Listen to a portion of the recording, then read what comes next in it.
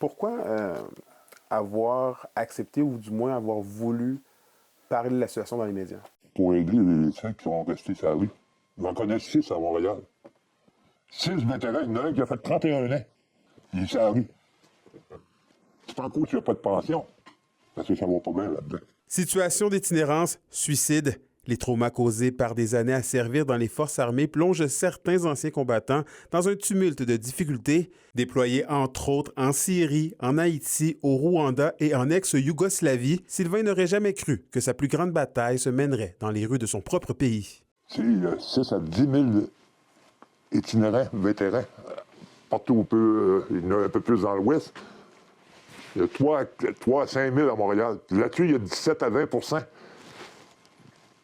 qui sont des anciens militaires. Johnny Larouche est président du Coquelicot et officier d'entraide à Val-d'Or. Lui qui a fait 28 ans de service avoue que dans un milieu à majorité masculin, l'orgueil prévaut souvent sur la santé et le bien-être. À ça, c'est beaucoup moins pire. Avec la génération de l'Afghanistan, aller consulter, Mais avant les années 2000, c'était plus honteux d'aller consulter.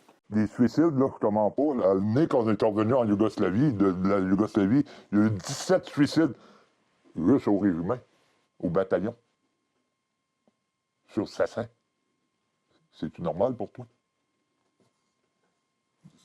Et la moyenne est bonne, hein? Encore, il y a 2-3 semaines, un de mes chums,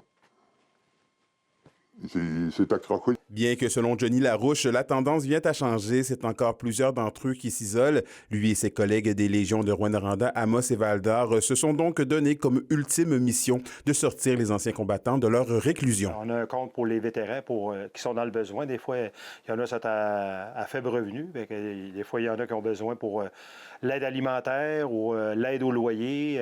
On a aidé beaucoup à chaque année. Puis je suis l'officier d'entraide aussi.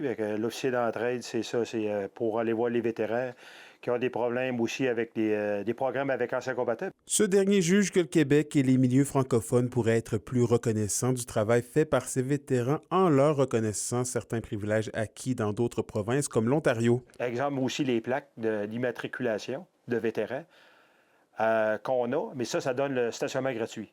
Mais seulement à Val-d'Or. À Rouen, jamais été capable de l'avoir. À La Sarre non plus. C'est pas une question d'argent, c'est une question de reconnaissance. Ceci étant dit, bien que Sylvain ne juge pas être un exemple, lui et Johnny Larouche croient qu'il est possible pour les anciens combattants de s'en sortir. Non, j'ai pas de regret, parce que c'est une famille, ça, l'armée.